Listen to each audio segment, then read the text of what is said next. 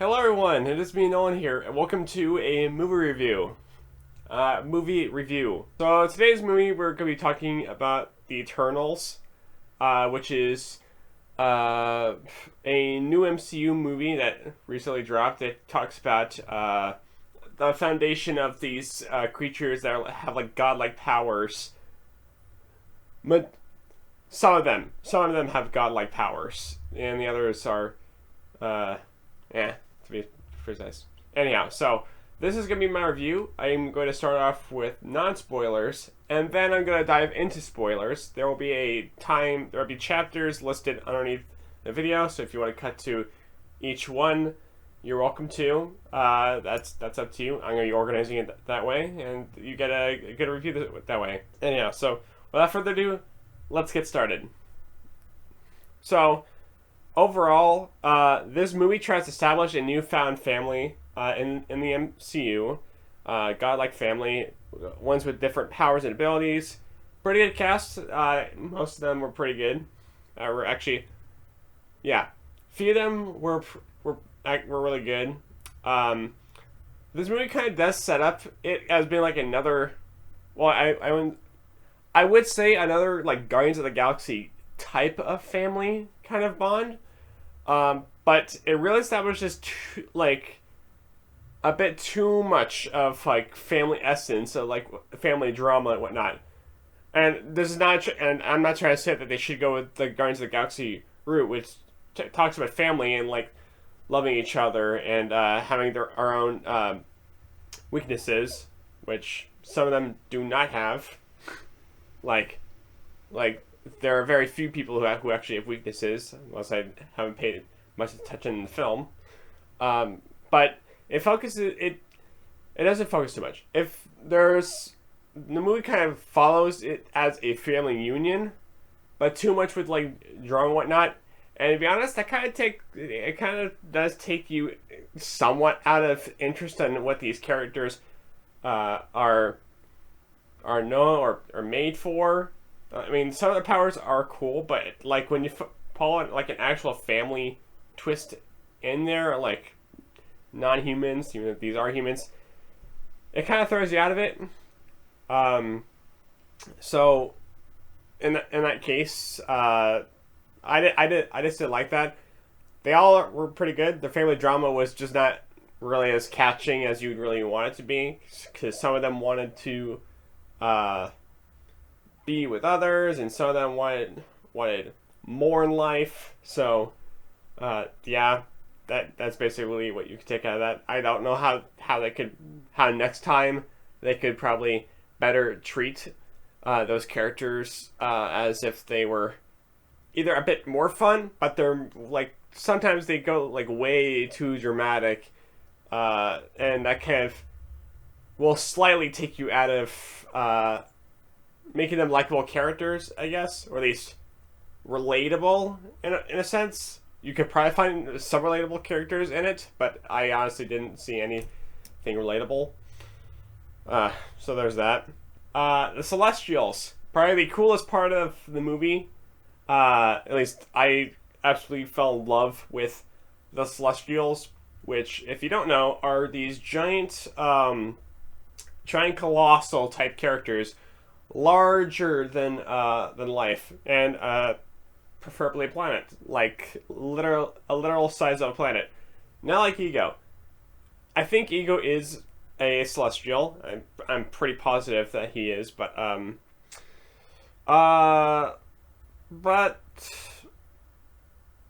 they're like actual, like they're like 50 times. Okay, think about the Iron Giant, but like maxed out like 50 times its size, or more in this case, because these things are like ginormous. Their voices are like destructive, not like Optimus Prime voice destructive, but like these things are like massive, and they're able to do stuff with planets, and they're also able to create planets.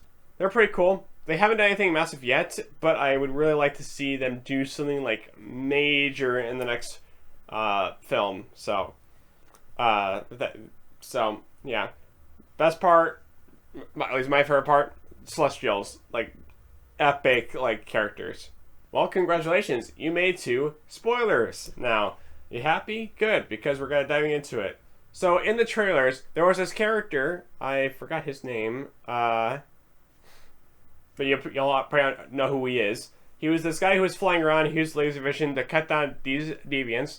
Which, if you didn't know, deviants are like these creatures that are able to kill and feed off intelligent life. This guy was treated like Superman in a way, and of course was mentioned like Superman, but of course he said he had no capes. And to be honest, he really had no correlation with Superman except for like having to fly and laser vision. And surprise, surprise, he turns out to be the bad guy. He ends up killing one Eternal, which was probably the most useful out of all the Eternals. And to say the least, in the end, when all the Eternals tried to fight him, one thing is the deaf lady in there, freaking awesome. Like, her power was probably the most useful out of every other character there. But I mean, he was strong, but like it kind of felt like I don't know. It wasn't bad, but it wasn't good either. At least as far as like then developing him as a ruthless one, but like since like there's equal guides, it's kind of like imagine like Zeus fighting actually no. Imagine Hades fighting. Okay, it's God against God. Like, there's always a balance. Not many people are getting anything out of it, and none of them actually get any like effect whatsoever. Afterwards, the guy literally gets upset about almost killing or deciding to kill his loved one, but falls back on it and then decides to hurtle into the sun. So there was that. I mean, I guess that was kind of thought provoking, but I kind of felt like.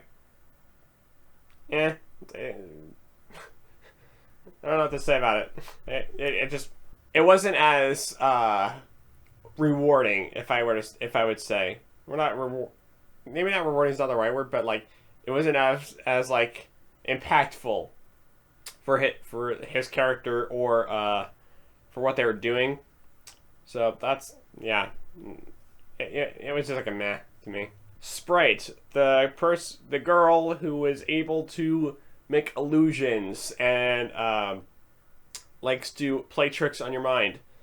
During the film, she was a pretty good character when it came to tricking these deviants into doing into thinking that there was more than one person there. Like she's able to play illusions and also multiply other people, kind of like Loki or not Loki, kind of like the. Kind of like Loki with the Mind Stone, but I guess with an actual superpower, that is. So there was that. But towards the end, I mean, you kind of feel a tad bit emotional, but it's not too bad. And that's when she decides that she wants to become human, and like that's I guess that's supposed to be like a delivery point. Like she wanted that because she's been tired of living. A human life. During the film, I didn't really get that she was tired of being human. I could have like misread the character or misheard a line there. But during the movie, she didn't seem like she was at all like upset at being an illusionist. Like she didn't seem that way. And all of a sudden, near the end, she decides to become the genie from Aladdin and decides that she wants to be free from this. For the superpower like world that she's living in. So again, not sure how I feel about that, but I guess that worked for the most part. Didn't see it coming, but it felt like out of the blue for me. It felt like it was out of the blue, and yeah, kind of like the weirdest character things to do, but she might still be around. Who knows? There might be. So one night I'm eating dinner with the family, and I turn on Stephen Colbert, which is like one of my favorite comedian talk shows. During his Meanwhile, I believe it was a Meanwhile segment. He mentions that Harry Styles enters the MCU as the god of love and sex. Again, I was like, oh, that's out of the blue too. Like I didn't realize that Harry Styles was good, or Henry or Harry Styles is going to be in the MCU. I completely went over my mind. And then post credit scene, he's Thanos' brother. I never knew Thanos had a brother. I don't think quite. I don't think quite a few people did. I mean, people who haven't read the comics, but like I guess like to dive into a bit of lore. But from what I understand, or from what what I've been able to gather, Thanos never had uh, a blood relative, a a descendant.